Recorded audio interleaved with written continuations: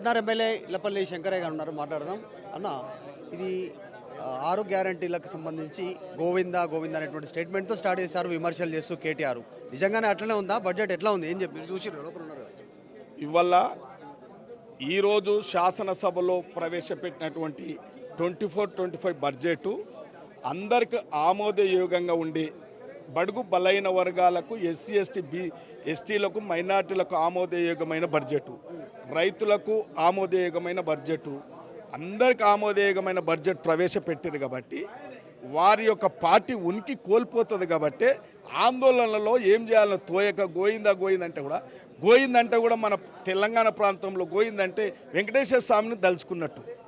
మరి వాళ్ళు ఇండైరెక్ట్ వెంకటేశ్వర స్వామిని దలుచుకుంటున్న బాగానే ఉందన్నట్టుగా. మరి వాళ్ళకి కనిపించచ్చు బాగలేదని, కానీ భగవంతుడు నోటిగుంట పలిపించుండు గోయిందా అంటే వెంకటేశ్వర స్వామిని గోయిందా అంటాం మనం.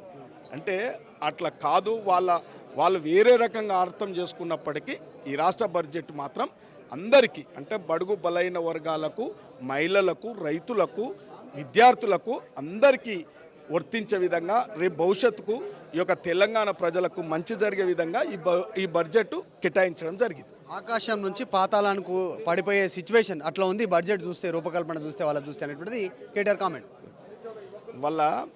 వాళ్ళలాగా కూలిపోయే కాళేశ్వరం లాగా కాదు ఇది ప్రజలకు నిజంగానే వాళ్ళ అభ్యున్నతికి ఇలా మహిళలకు కానీ, రైతులకు కానీ, విద్యార్థులకు కానీ ఇలా విషయాలు చెప్తా ఉన్నాం.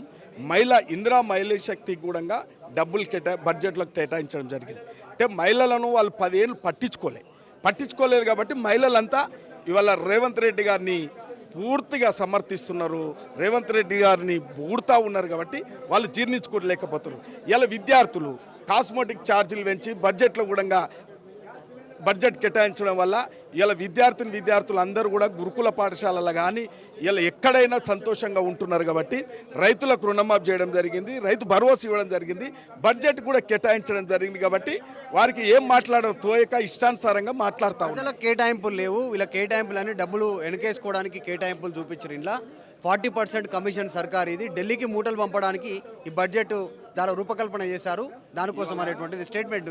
ఇంకోటి రేవంత్ రెడ్డిని తొండ ముదిరి ఊసరవిల్ అనేటువంటి స్టేట్మెంట్ చేశారు. ఆ కేటీఆర్ యొక్క నోరును, అబద్ధాల కుటుంబం అది కేటీఆర్ కుటుంబం. కాబట్టి పినాయిల్ ఓసి కడగాలి, కేటీఆర్ నోరును పినాయిల్ ఓసి కడగాలి.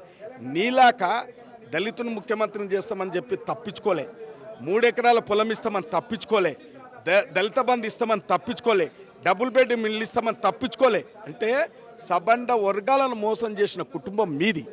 ఇలా రైతు కుటుంబం కష్టపడి ముందుకొచ్చిన ప్రజల సమస్యలను, రైతుల సమస్యలను, విద్యార్థి సమస్యలను, మహిళల సమస్యలను తెలుసుకున్న నాయకుడు రేవంత్ రెడ్డి గారు. కాబట్టి ఇవాళ ప్రజా సంక్షేమం జరుగుతూ ఉంది, రాష్ట్రంలో ప్రజాపాలన సాగుతూ ఉంది. ప్రజాస్వామ్యబద్ధంగా సబండ వర్గాలకు నచ్చే విధంగా, మెచ్చే విధంగా ఈ బడ్జెట్ ఏర్పాటు చేయడం. కాబట్టి వాళ్ళు బీఆర్ఎస్ పార్టీ అంటేనే బేకార్ పార్టీ, మనందరికి తెలుసు. ఇవాళ కాలగర్భంలో కలిసిపోయే పార్టీ ఆ పార్టీ. కాబట్టి త్వరలోనే రేపు స్థానిక సంస్థల ఎన్నికల త్వరలోనే ఆ బీఆర్ఎస్ పార్టీ అంతా కాలగర్భంలో కలవబోతుంది. ఇది షాద్నగర్ ఎమ్మెల్యే ఇళ్లపల్లి శంకర్ గారు చెప్తా ఉన్నారు. కేటాయింపులు గతంలో లేనటువంటి కేటాయింపులు ఇప్పుడు చేశాము, గోవిందా అనేటువంటి స్టేట్మెంట్ దేవుడిని తలుచుకున్నట్టు. సో మా బడ్జెట్ కూడా ఆమోదించినటువంటి స్టేట్మెంట్ చేస్తూ ఉన్నారు. ఇక కేటీఆర్ నోరును ఫినాయిల్తో కడగాలనేటువంటి ఒక స్టేట్మెంట్ ఇళ్లపల్లి శంకరయ్య చేస్తూ ఉన్నారు. ప్రపంచంలో ఏ మూల ఏ క్షణం ఏం జరుగుతుందో వేగంగా తెలుసుకోవడానికి తొలి వెలుగు వాట్సాప్ ఛానల్ని ఫాలో చేయండి.